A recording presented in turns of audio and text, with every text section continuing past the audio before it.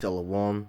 First and foremost, I want to give all praises and glory to Yahweh Bashim Yahshai Bashim Kadash. I want to give double honors to the elders and the apostles of Great Millstone who are well and teach our sound doctrine, and peace and blessings to the elect. Now, what do you call it?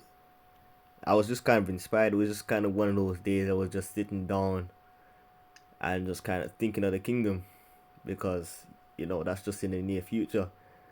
And what kind of was pushing me to think about it? I was I was just some time ago online. I was looking on some nice houses, and I was thinking, yo, how much better is our infrastructure gonna be in the kingdom? That's what I was kind of that's what I was kind of thinking. I was basically looking at some infrastructure, some nice houses or whatever, over here, and I was like, wow, because I was like, yeah, I like those, they were nice, but I was thinking, how much more better is it gonna be in the kingdom? Because the kingdom is gonna far surpass anything we've ever seen in any time period or ever could even ever imagine. Because in order to even imagine it, we have to really liken it onto something, or it has to be within our comprehension. But because we've never seen anything close to what the kingdom's gonna be like, we can't even begin to imagine it. And really, the what happened in the time of King Solomon, which was Yahushai, which King Solomon was Yahushai, through the reincarnation, if you can receive that. The time of King Solomon was more was a prelude, what they call it, or a preview of what's really to come. I'm gonna start here. Salakil. First, Salakil about the notifications. First Chronicles 28:6, and he said unto me, Solomon thy son, he shall build my house and my courts, for I have chosen him to be my son, and I will be his father. Now, you have to understand what this means, because us in the truth, of course, we understand what this means, but maybe the average person will look at this and say, oh, look, the Lord chose him to be, his son. But you have to understand that ultimately the Lord chose all of Israel. So what is the significance of this? This is the Lord's, because the Lord said he would have his son come from the lineage of David, which King Solomon did and Yahushua did as well, in order to fulfill prophecy. So let's continue reading more the points more in the next verse. Moreover, I will establish his kingdom forever. Now, King Solomon's kingdom wasn't established forever. It was for a set time, if I'm not mistaken. I believe it was 40 years. I think it was 40 years his kingdom was established for, but that's not, really a long period of time. That's not forever. So, and we know the Lord isn't a man that he should lie. So what does this statement mean? It means that King Solomon would have to come again, and we know ultimately he did as Yahushai, but it wasn't time for the kingdom to come at that point. He was he ultimately had to die on a cross to redeem the elect, well, to redeem Israel, starting with the elect,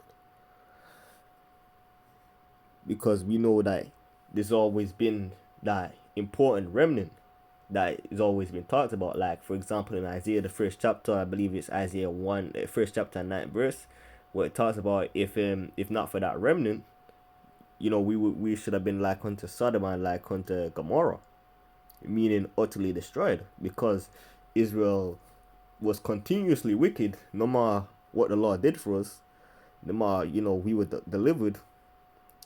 It was kind of like a cycle. We'd get delivered, and then we do a little bit what we're supposed to do, and then we commit complete wickedness. Because even and Israel, again, we love to complain, just like in the when we're like in the wilderness. Not everyone, of course. I'm just speaking about those 2/3 that kept moaning. They kept wanting more. The Lord, for example, they didn't have anything to eat. Why don't we go back to Egypt? Because they love captivity, just like our people today. We tell them who they are. We tell them what they need to do in order to, in order to get the kingdom. In other words, we tell them what they need to do in order to repent, and then they ask us about the kingdom. What we tell they get told what to do, but they say, I still had. Oh, why can't I eat this? Why can't I eat what I want? Why ask why? You know, you're really doing the minimal. They're doing the very minimal things in order to get the. When you actually look at the grand scheme of things, and of us getting the kingdom, it's not really that much. Cause just look at how great the kingdom is gonna be. What the Lord said. He created in my father's house were many mansions. The earth is his footstool, right? And those many mansions are the different planets. I I couldn't tell you off the top of my, I couldn't tell you. I, I don't even think anyone could tell you how many planet, and how many planets they are. Except maybe the holy angels, Yahushai, and of course the Father. I'm referring to us on Earth. I don't know anyone who could tell you that because the Lord's creation is just so vast.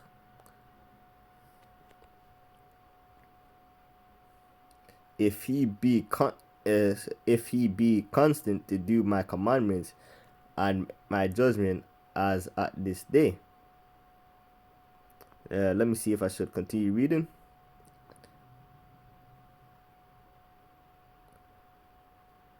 Um,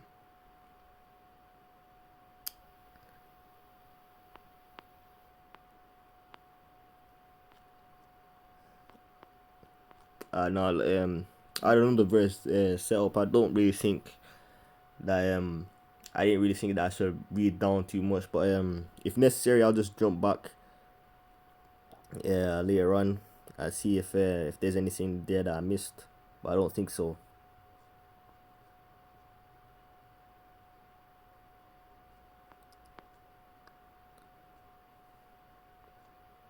Or this is the dimension of his house, just so that you can get some of the infrastructure, in your head, and it's gonna be much greater because you have to take into account that, this was back then.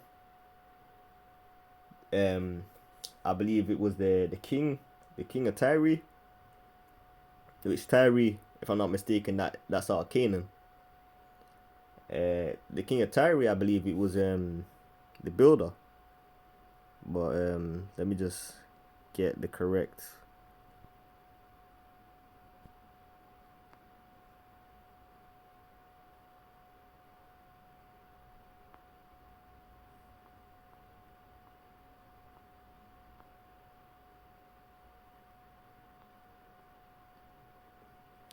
All right, yeah, I see some of it over here, but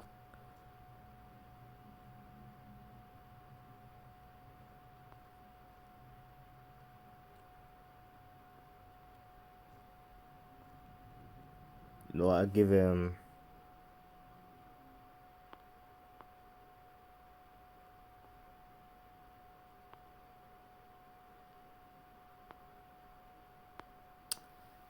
I'm not sure where should I start from. Hold on. In fact, let me start at verse 1 and come down. I might just skip a few verses because I really want to get down to the 20th verse. But First Kings 6 and 1, and it came to pass in the 480th year after the children of Israel come out of the land of Egypt, in the 4th year of Solomon's reign over Israel, in the month Ziph, which is the 2nd month, that he began to build the house of the Lord, and the house which King Solomon built for the Lord. The length thereof was 60 cubits, and the breadth thereof was 20 cubits. So it's just giving you the dimensions of how tall and how wide it was, I think, and and uh, and the height thereof 30 cubits. So I think it's length, width, and then the height. Like how you would learn the mass, length, width, and height to measure the the volume of a shape. and the porch before the temple of the house 20 cubits. 20 cubits was the length thereof according to the breadth of the house, and 10 cubits was the breadth thereof before the house. And for the house he made windows of narrow lights. And against the wall of the house he built chambers round about against the walls of the house, round about both of the temples and the oracle. And he made chambers round about. So it's giving you a rough idea of the dimensions. But I just wanted to get straight to the point, so let me jump down. Okay, so Solomon overlaid the house within with pure gold, and he made a partition by the chains of gold before the oracle, and he overlaid it with gold. And the whole house he overlaid with gold until he had finished all the house. All the Also the whole altar was by the oracle he overlaid with gold. So basically, majority of this house, like gold was the main material that constructed it.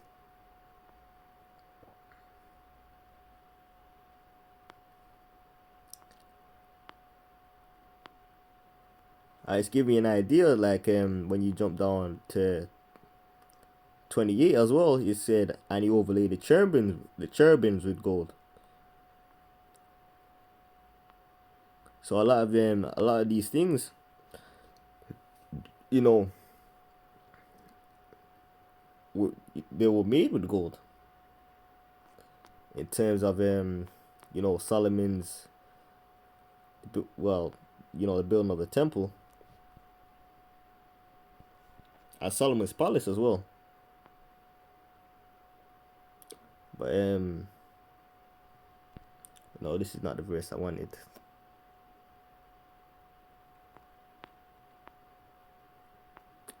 These are the precepts that are on deck. Hold on. Bear with me 1 minute. Salakia. What is the verse that I want? I can't think of it at the top of my head. I think it's First King, the 10th chapter.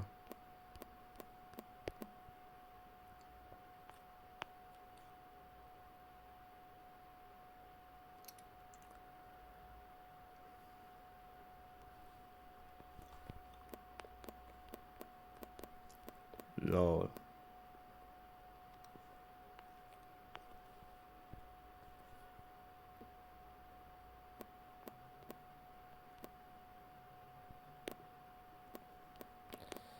I just can't remember where it is.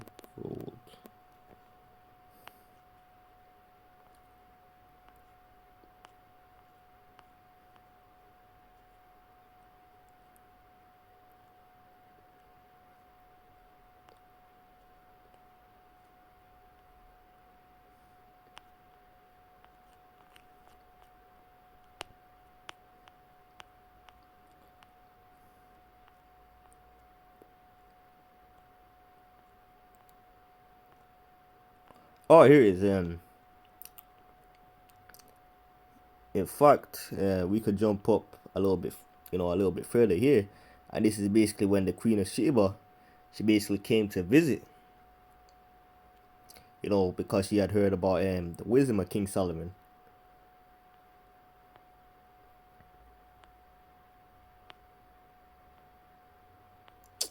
I'm trying to find the verse. I believe when she seen one of the servants, King Solomon had him decked out to a point where she basically thought that was him, but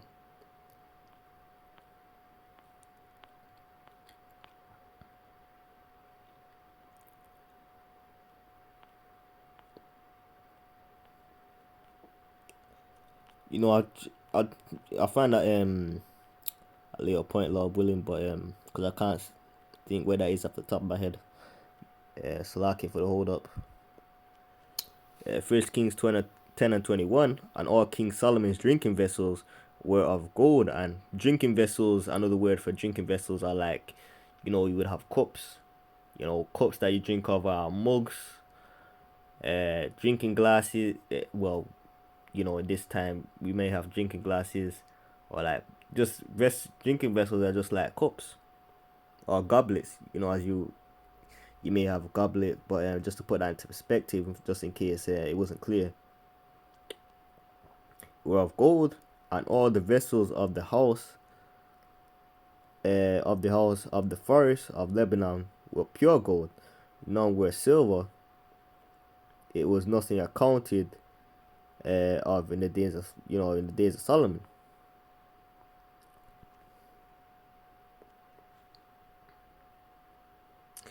So King Solomon had basically had Israel living nice because we had peace. We had a level of, I think it was 4 years of peace. During his reign we had peace.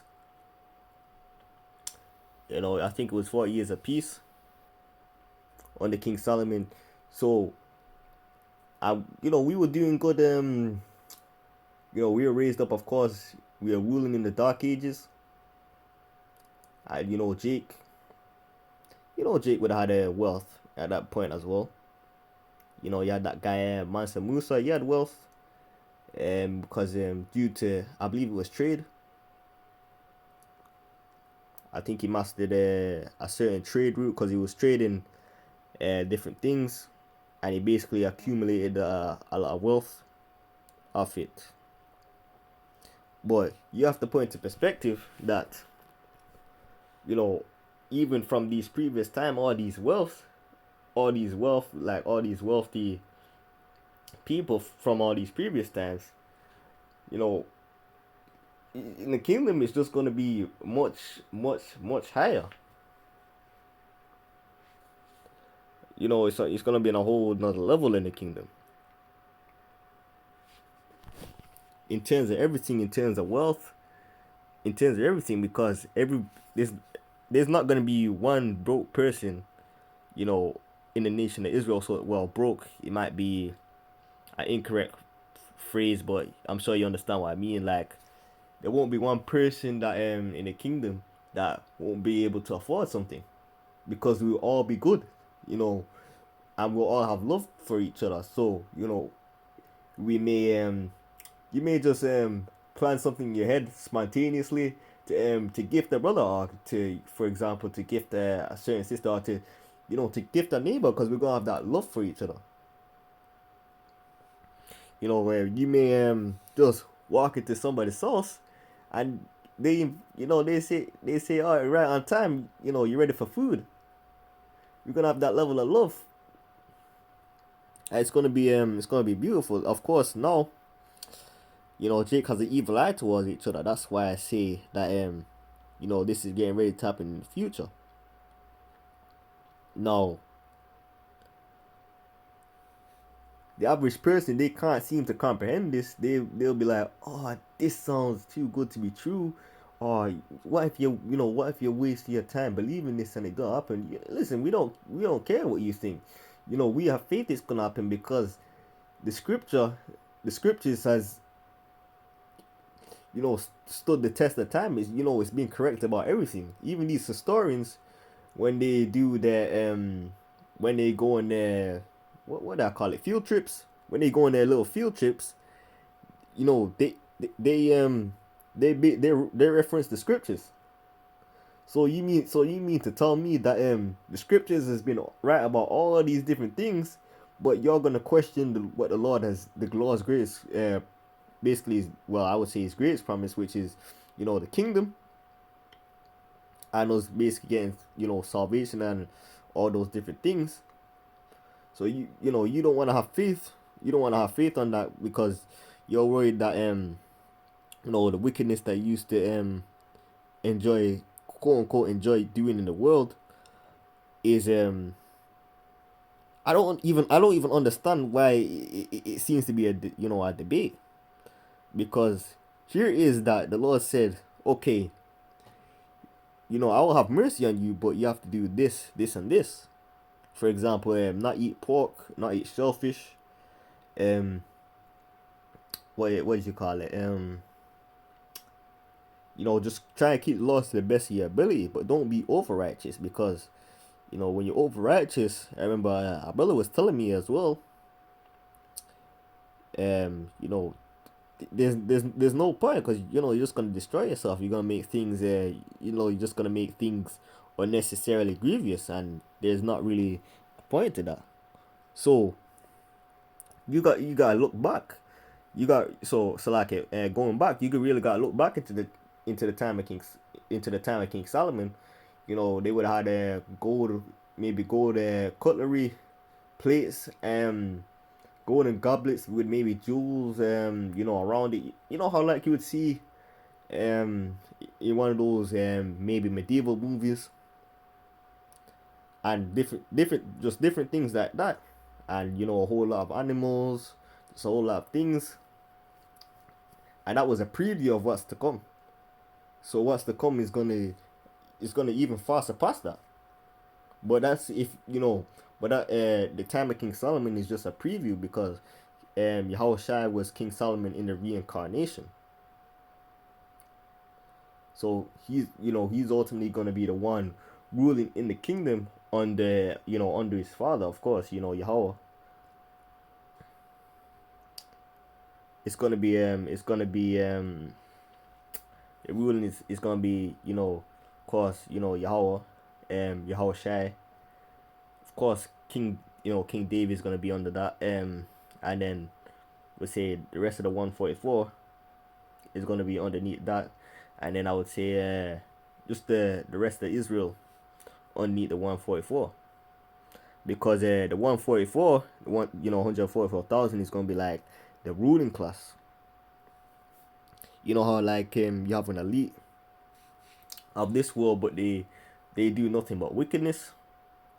Well, you're gonna have an elite in the kingdom, so to speak, that are gonna do, because nothing, the kingdom is gonna perpetuate nothing but righteousness. So the elite in the kingdom are gonna do nothing but righteousness.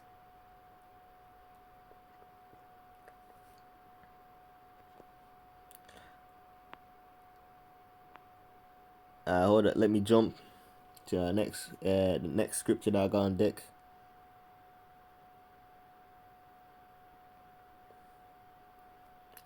Matthew 13 and 47. Again, the kingdom of heaven is like unto a net that was cast into the sea and gathered of every kind. Now it's kind of funny that that it's put it like this, like in the kingdom of heaven unto a net, because the prophets are likened unto fishes of men, and a net is what you use to catch fish. Continuing on, which when it was full, they drew it to shore and sat down and gathered the good into vessels, but cast it by the way. Kind of like the good ones, the elect, they're gonna stay, but the 2/3 and the ones that really weren't supposed to be, involved with this, they're ultimately gonna break away, fall off, and whatnot. And that's supposed to keep you fearful, because you imagine throwing in the towel because it was quote unquote too hard. There is, the Lord was gonna protect you. The Lord was gonna protect you.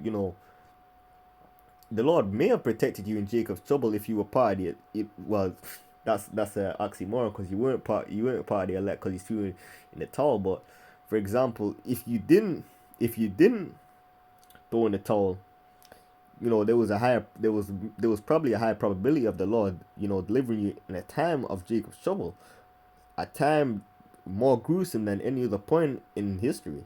And the only way you could really come close to understanding is you watch a gruesome horror movie, or even watch The Purge, and it's still gonna surpass that. So the Lord's, gonna have an infinite amount of ways to kind of just jack, jack you up, so to speak. And even over here, I remember reading something a while back.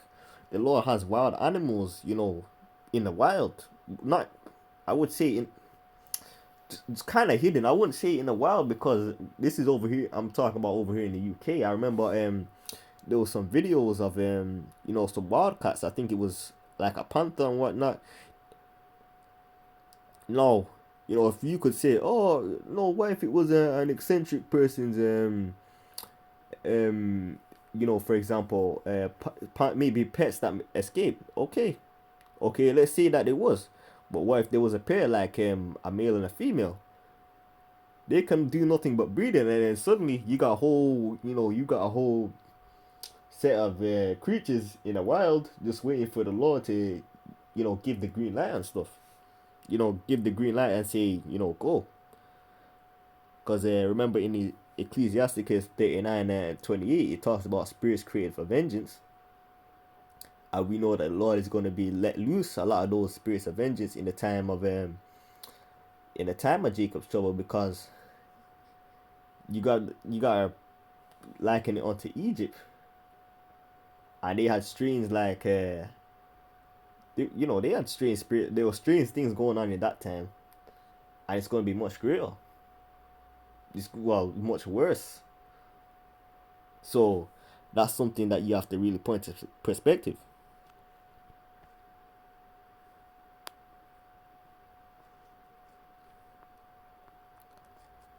Let me get Matthew 6 and 11.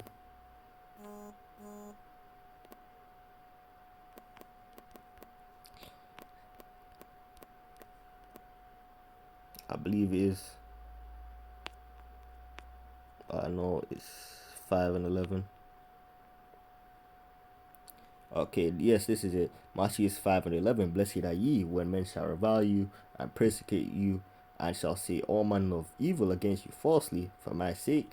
Rejoice and be exceedingly glad, for great is your reward in heaven.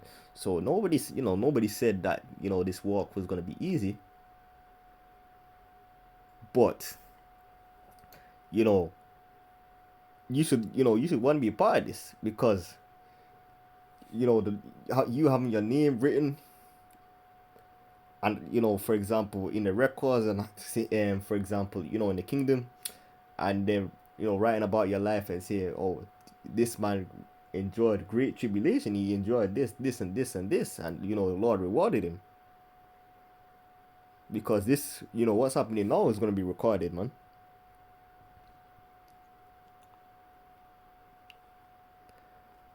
uh the prophet so like the prophets which were before you, because there's reincarnation. They persecuted the prophets like this because they ultimately are the same spirits that were they all we all are ultimately the same spirits coming back. So they're the same spirits that hated the prophets, and then you have the spirits of the prophets that are subject unto the prophets. So nothing really changes.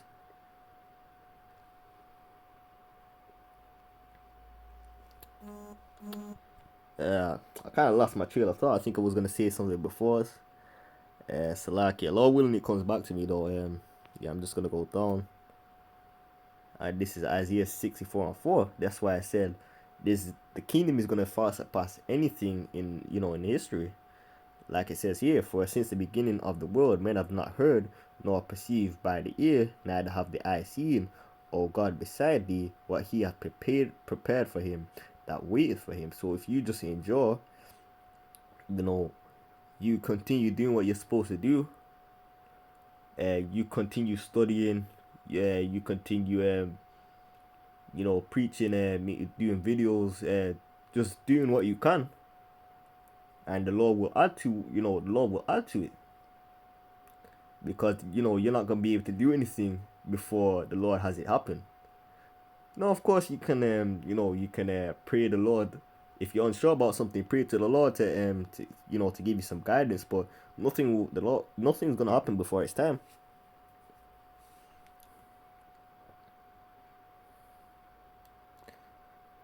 You're gonna you thinking about people. We're gonna have the mind of God's man, because we're gonna have those new bodies. So we're gonna have those mind of God's. You think about how advanced the infrastructure is gonna be in say 100 years, because that's we can't even comprehend what we're gonna be like. When the Lord returns, Lord willing, we're part of that elect. That's how advanced we're gonna be. Because we're gonna have that spiritual power, man. Like I said before, this walk isn't gonna be easy. You should be expecting that, because Nothing, when you're doing something right, for example, let me put this in the context of the gym. You want that particular body. Getting that body isn't easy, man. It's difficult and it comes with its challenges. But if you continue to grind, then you know the work that you put in, you will see eventually. But if you're someone that folds, then you're going to be looking at somebody who managed to put in the work that you did, and you're gonna be in regret. That's why a lot of them people that the people that fell out for whatever reason, or decided they couldn't run it anymore, they're gonna see like the Lord's elect go up into the charts, and they're gonna be, they're gonna recognize someone. They're gonna be like, oh, I used to, I may have thought that person, and then for whatever reason I fell out. It's gonna be an embarrassment, because you're gonna be like, I knew the truth, but I couldn't hack it, or I knew the truth, but I thought what was going on in the world was better, so I wanted a break, and then I wanted to come back. But that's not how it works, because seven more demons, if you go back into the world, seven more demons will jump upon you. So you can't be in that mindset. And let me jump here. So wherever you're going through, like I said, Romans 8 and 18, for I reckon that the sufferings of this present time are not worthy to be compared with this glory which shall be revealed in us. So nothing that you're going through will be comparable to what the Lord is going to give you, what the Lord is going to give us in the kingdom. It's going to be laughable. You're going to look back and laugh. Look at what Job went through, and he got twice. You got more than what he began with. We're going to get much more than that. So no woman, nothing shall have you, turn back or stray from the truth, man. Because the Lord is ultimately in control of everything. He can give you a woman, he can, give you all these different things, but you have to remain focused and you have to remain disciplined.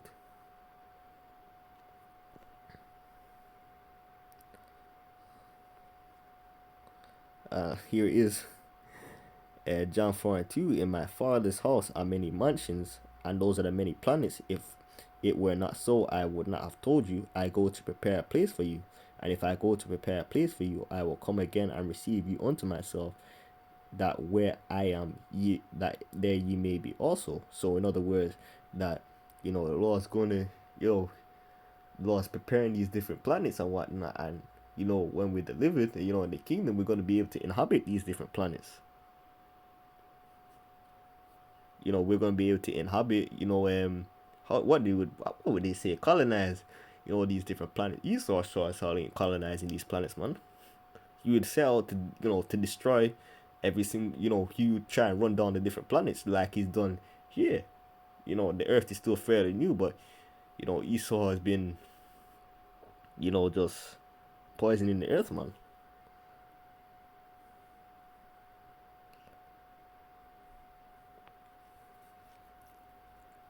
And we're gonna have tears of joy when we wake up. That's why it says, let me get this quickly and jump to the next thing. Let the saints be joyful in their beds. Let them sing aloud upon Salakia. Psalms 195, 190, Salakia 149 and 5. Let the saints be joyful in glory. Let them sing aloud upon their beds. Let the high praise of the our God be in their mouth, and a two-edged sword in their hand. And that's to execute, that's going to be to execute judgment, and punishment, man, because the other nations are going to be in captivity for 1,000 years, and then Esau, except Esau just going to be done away with after that 1,000 years, man. But yeah, I just wanted to go up here because this is what I really wanted to get, because this is the foundation. Revelation 21 and 10. And he carried me away in the spirit to a great and high mountain, and showed me that great city, the holy Jerusalem, descending out of heaven from the Most High, having the glory of the Most High, and her light was like unto having the most precious stones, even like a jasper stone, clear as crystal. and the wall had 12, and the wall had Salakia and had a wall great and high, and had 12 gates, and those 12 gates, those different tribes, Judah, Benjamin, Levi, Gad, Ephraim, Issachar, the 12 tribes, and names written thereon, which are the names of the 12 tribes of the children of Israel, like I just said. On the east, 3 gates, on the north, 3 gates, on the south, 3 gates, and on the west, 3 gates. And the wall of the city had 12 foundations, and in them the names of the 12 apostles of the Lamb. Verse 15, and he talked that way with, and he talked that, Salakia, and he that talked with me had a golden reed to measure the city and the gates thereof, and the wall thereof. And the city lieth 4 squares, and the length is as large as the breadth. And he measured the city with a reed 12,000 furlongs. The length and the breadth and the height of it are equal. Let's look up this word furlong.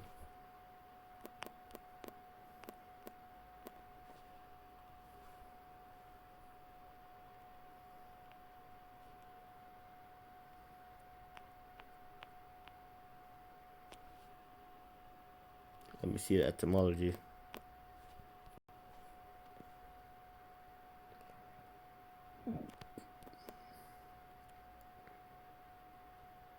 Wait. Let me see if it's I'm just getting the blue letter. Strong's G 4712. Stadion. A race course. A race course. It basically seems like, or like a truck. But anyway, the length, and he measured the wall thereof 144 cubits. Spiritual 144. I don't want to write this out. According to the measurement, according to the measure of a man, that is of the angel, and the building of the wall of it was of jasper, and the city was pure gold, like unto clear glass. And this is our floors.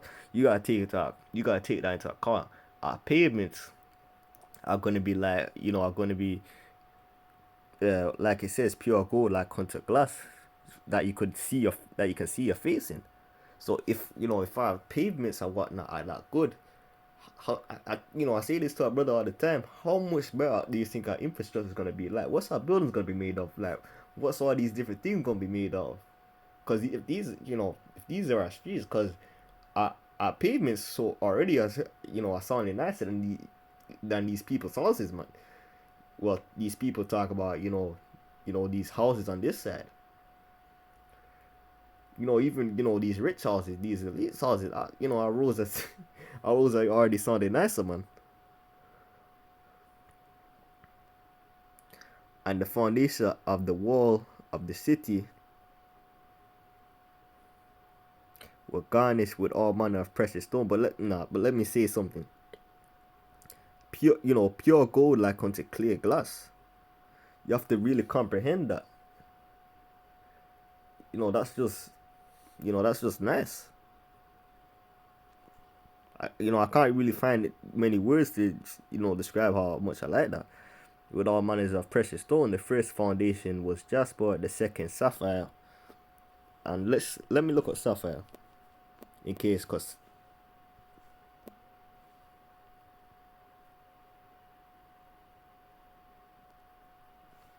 and this is sapphire, like they have it on a ring. And this is gonna be a building material, so to speak. This is terrific.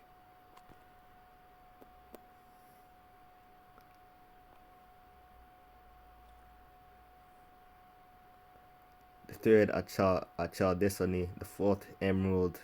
Emerald's like a greenish color. The fifth, sardonyx. The sixth, sardius. The seventh, chrysolite. The eighth, beryl. The ninth, topaz. The 10th, chrysoprase. The 11th, jacinth. I'm not sure about this one, actually.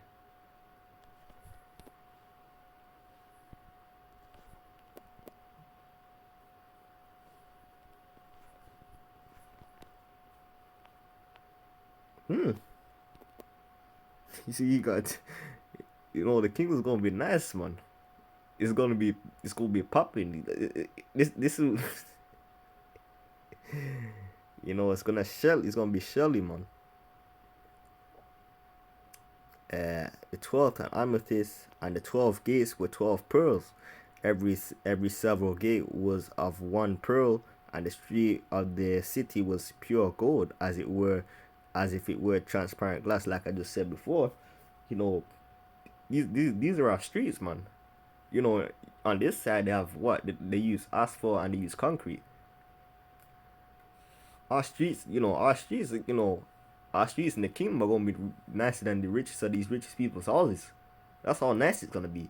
And like I said, how much more for the infrastructure? Cause we'll just talk about the road. Imagine, imagine someone from this side saw the streets of this street of the kingdom. They're gonna be out of their mind because they think like gold is considered very precious. But if gold, we're using it for our streets.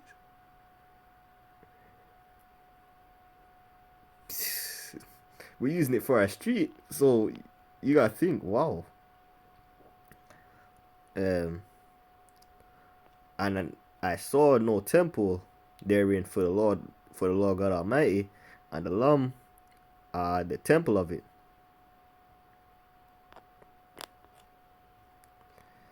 And the city, it's like Revelation 21 and 23, and the city had no need of the sun, neither of the moon to shine in it, for the glory of the Most High did lighten it, and the Lamb is the light thereof.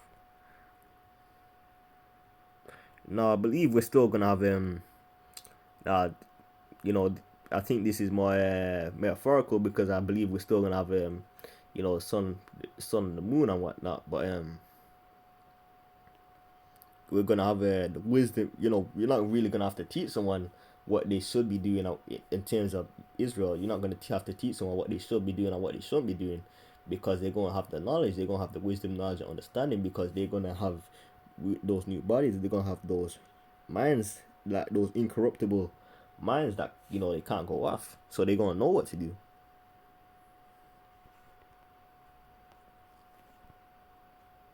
And like we just looked up the sapphire, can you imagine that part of your house is made up of that material along with gold? So I just close my eyes and then put in a nice song and imagine it. It just almost feels like I'm flying. I remember I used to sleep with the opening of Coming to America because that was the easiest. I used to think that it would help me, visualize the kingdom in my sleep, because I was just that excited. But anyway, I think I'm not sure. I can't remember if I already got this, but let me say this anyway, because this is gonna be, but the way we're gonna have to get this kingdom, the angels, Yahweh Shem Yahshai, and the holy angels, and the elect, we're gonna have to level this place, so to speak. But America is gonna get the worst of it, because that place is gonna be uninhabitable, just purely because of the amount of wickedness that's gone on in that place. And when we have the kingdom in the future, it's not gonna go to anybody else, because we're gonna be righteous. So it's not gonna need to be taken from us and us to go into captivity. So we're gonna be fine. But anyway, moving on. But the saints of the Most High shall take the kingdom and possess the kingdom forever, even forever and ever. And I think I pretty much got all the points. I don't think I really need anything else, because the lesson ended up going longer than I anticipated. But I hope this was edifying, and I want to give all praise and glory to Yahweh Bashim Yahshai Bashim Kakadash. Until next time, Shalom.